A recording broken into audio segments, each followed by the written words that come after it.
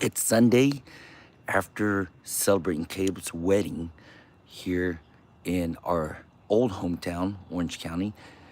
I had some reflection thought I wanted to share with you.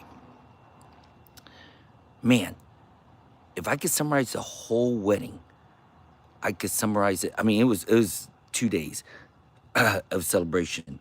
Well, actually three with the wedding reception. It was a great 3 day, non-traditional.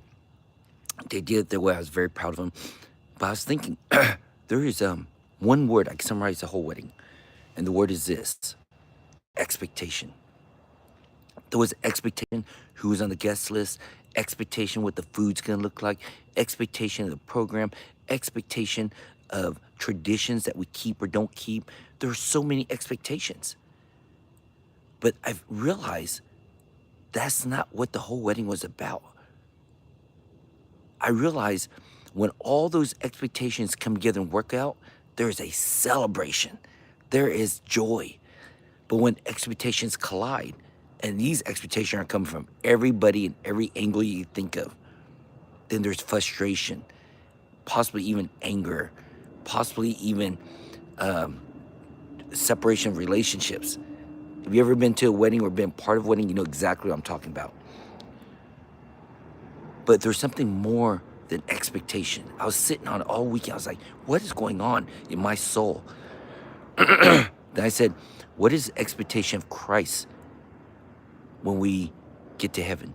What's the expectation of the wedding and the feast we're gonna have in heaven, celebration of our bridegroom Christ? Another word came up. It's not expectation, it's covenant. See, we create this thing called expectation. It has to look a certain way. And God's reminding us it already looks a certain way, and it's a covenant. Before there's any wedding, before anything, God made a covenant when he made Adam and Eve. And he said, this is why he will leave his mother and father and cleave to her, and to be one. It was a covenant. So think about that. It was a covenant that Jesus Christ said at the end, we're going to have this huge wedding feast. We're going to have this huge wedding celebration that he's already prepared for. We don't have to worry about any of the expectations. All the guests are already invited. All the food's already provided for. And his covenant is this: I chose you. I will never leave or forsake you. I've forgiven you. I delight in you. It goes on and on. So the wedding is just a symbol of what's already been committed. And that's a covenant of Jesus Christ on our life.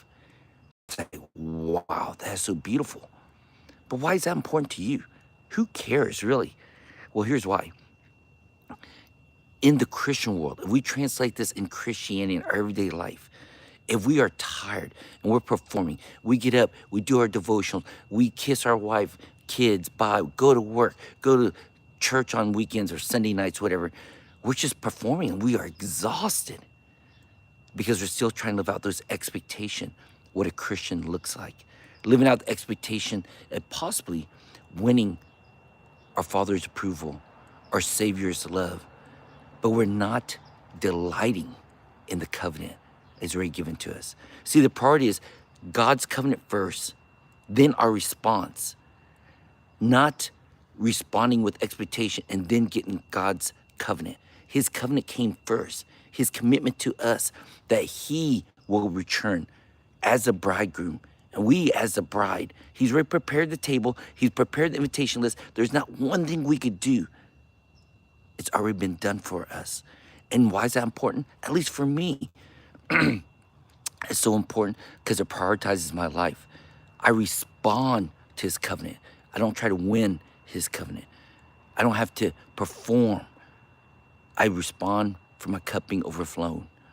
And that means this: how do we respond to his covenant? You just simply delight in him and spend time with him. Now, I'm not getting religious here. It's going to sound kind of, but listen closely.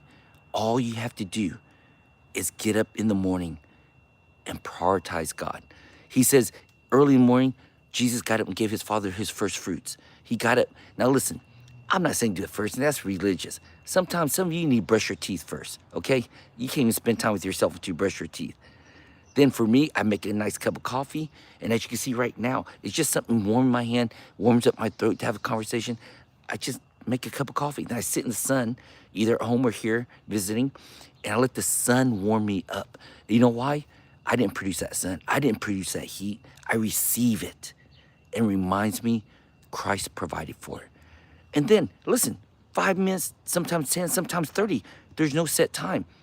I either have a conversation, I pray, I listen to worship song, I sing a worship song.